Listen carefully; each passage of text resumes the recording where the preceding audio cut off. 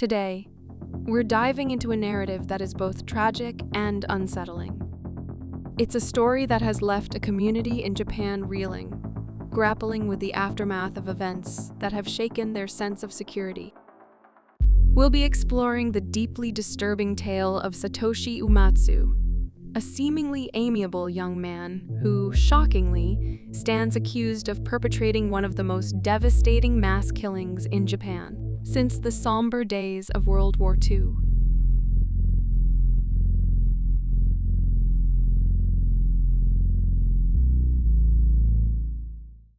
As we journey into this account, we'll confront the unsettling questions that arise when a person's outward demeanor hides such a chilling reality. This isn't just a story of individual actions, but a larger exploration of the signs that might have been missed and the complexities that lie beneath a seemingly pleasant and helpful exterior.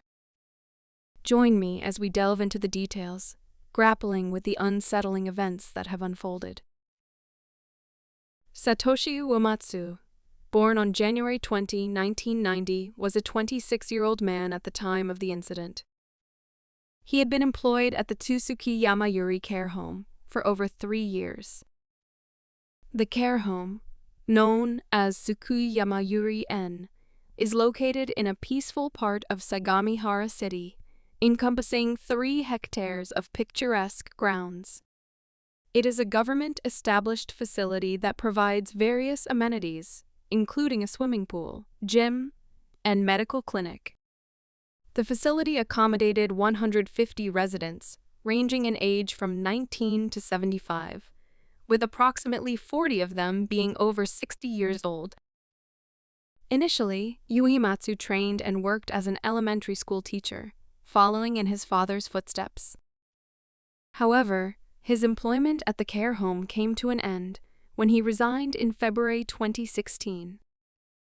On that fateful Tuesday, at approximately 2:10 a.m., July 26, 2016, Uematsu allegedly broke into the care center, using a hammer to shatter a glass window on the first floor. He then proceeded to tie up a staff member, taking their keys before embarking on a horrifying rampage. Room by room, he silently attacked the victims as they slept, stabbing them in their necks. Around 2:30 a.m., staff members alerted the police, reporting a man armed with a knife breaking into the building. However, Uematsu managed to flee the premises before he could be apprehended. Security camera footage captured him leaving the facility at 2:50 a.m. Authorities swiftly responded to the distress call. Entering the building around 3 a.m., what they discovered inside was a gruesome crime scene, leaving them stunned and horrified. In total, Uematsu claimed the lives of 10 women and 9 men, whose ages ranged from 18 to 70.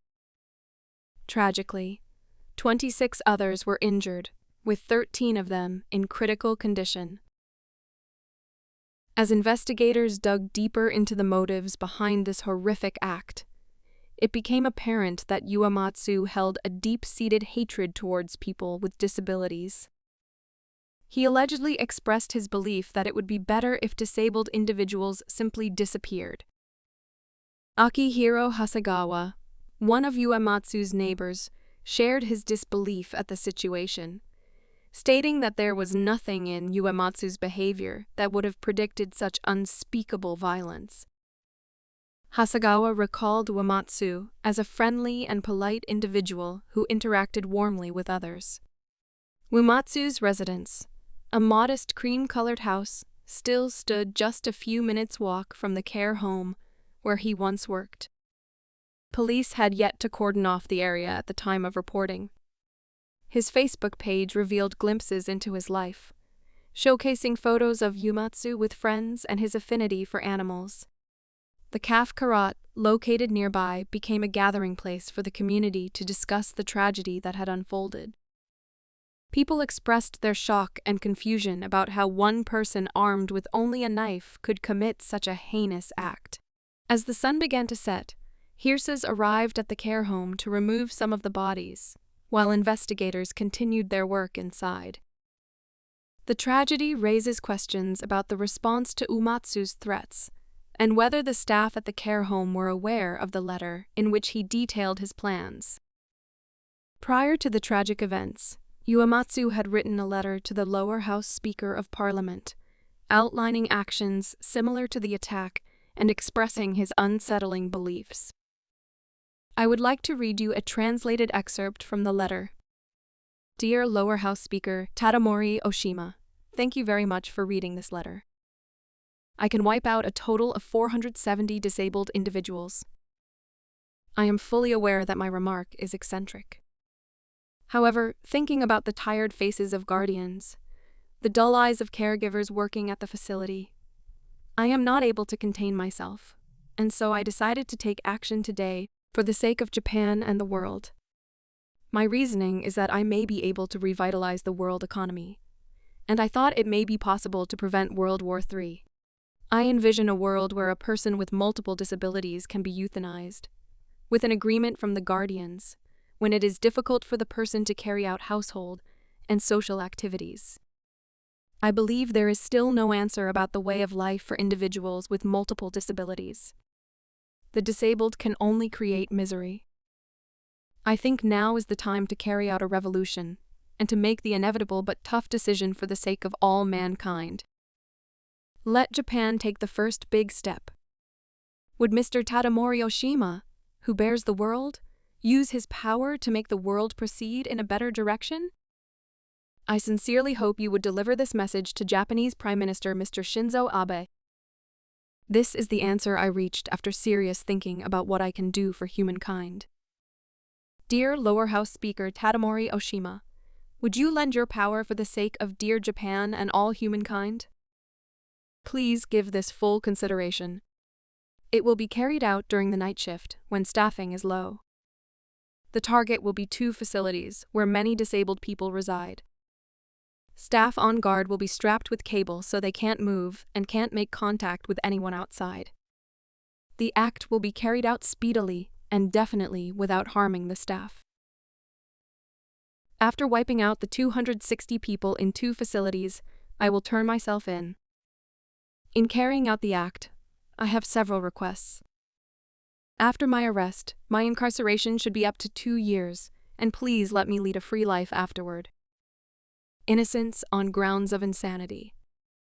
A new name Takashi Iguro, government registration, and documents such as a driver's license needed for everyday life. A disguise for regular society through plastic surgery. Financial aid of 500 million yen, or $5 million. I would like these conditions to be promised. If you can make your decision, I will carry it out at any time. Please consider this fully for the sake of Japan and world peace. I hope with all my heart that this can be discussed with Prime Minister Mr. Shinzo Abe, although I am sorry to trouble him in an unimaginably busy schedule. Satoshi Uematsu. This letter, addressed to Lower House Speaker Tadamori Oshima, reveals Uematsu's unsettling thoughts about euthanasia and his disturbing desire to eliminate disabled individuals.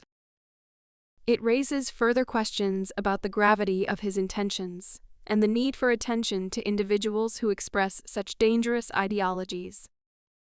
After signing his name, the letter proceeded to detail an offer to target 2 facilities housing disabled people, possibly a reference to the 2 residential buildings in which he later committed the crime, and went on to appeal for certain conditions in exchange for committing the act. In the first half of the message, Uematsu said he could kill 460 people.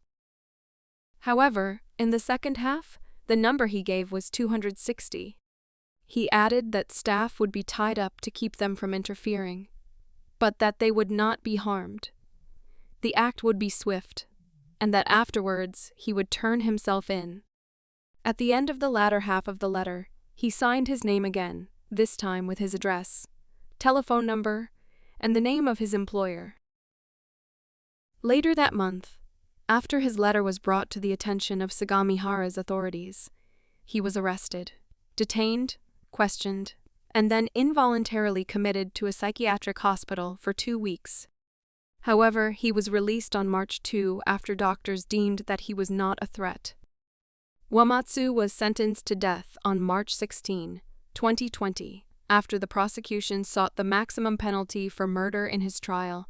As of July 2022, he was on death row, awaiting execution. In his letter and in statements made after turning himself in, Uematsu explained that he was saving from unhappiness, both the severely disabled and those who he believed were burdened with maintaining their lives.